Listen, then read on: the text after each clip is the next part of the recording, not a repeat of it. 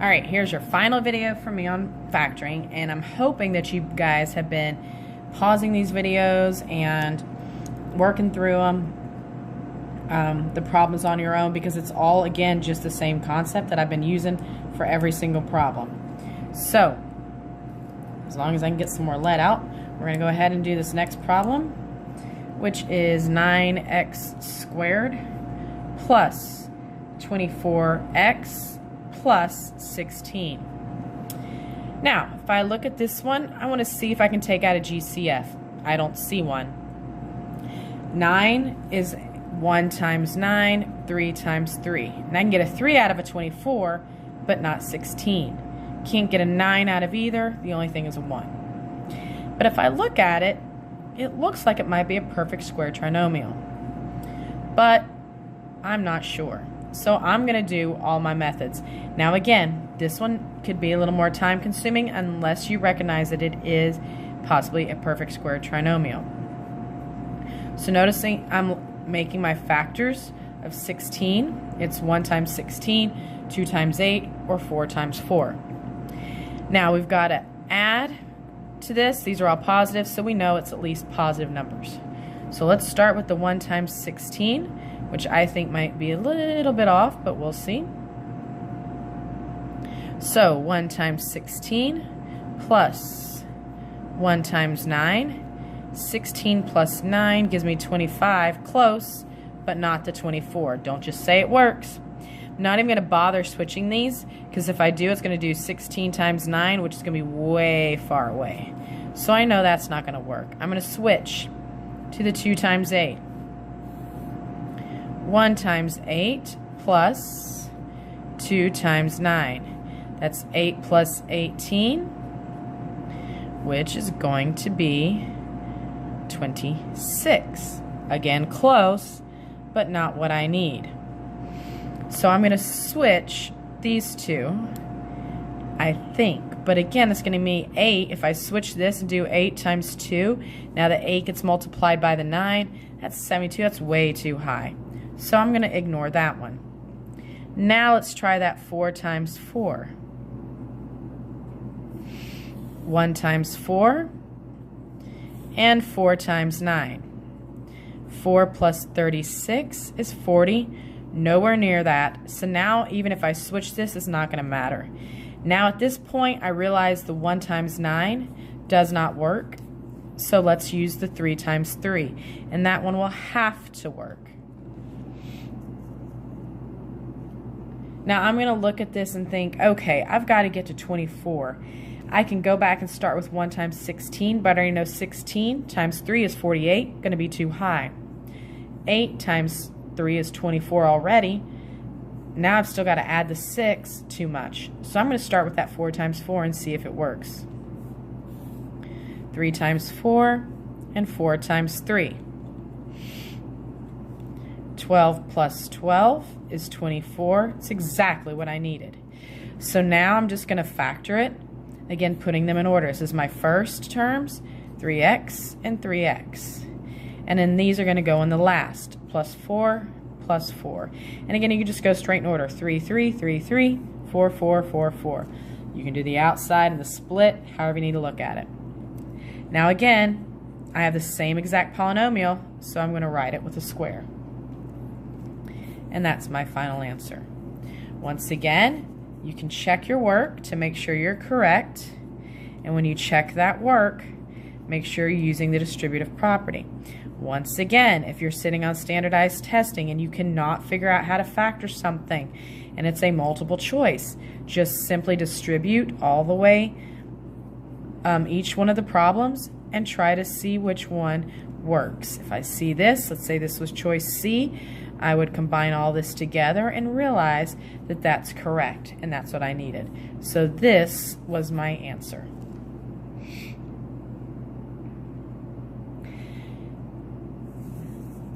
Now we're going to look at the case of having to factor out a GCF first. You always look to take out a GCF, greatest common factor, first.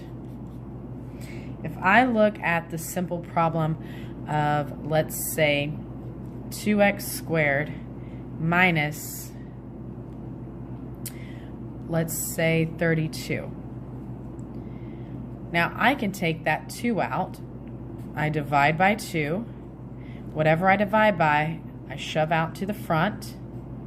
And now 2 divided by 2, that's gone. And I'm left with x squared. 32 divided by that, it's going to give me 16.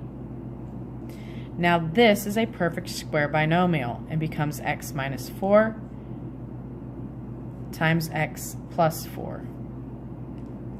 And you can check that simply by distributing x squared minus 4x plus 4x minus 16 and distributing the 2. Now I skipped all the methods, but again, you would factor this just like we factored all the other ones. And you would see that that's correct. You could even have an extra variable in there that you might need to take out. So let's say that we had 3x cubed.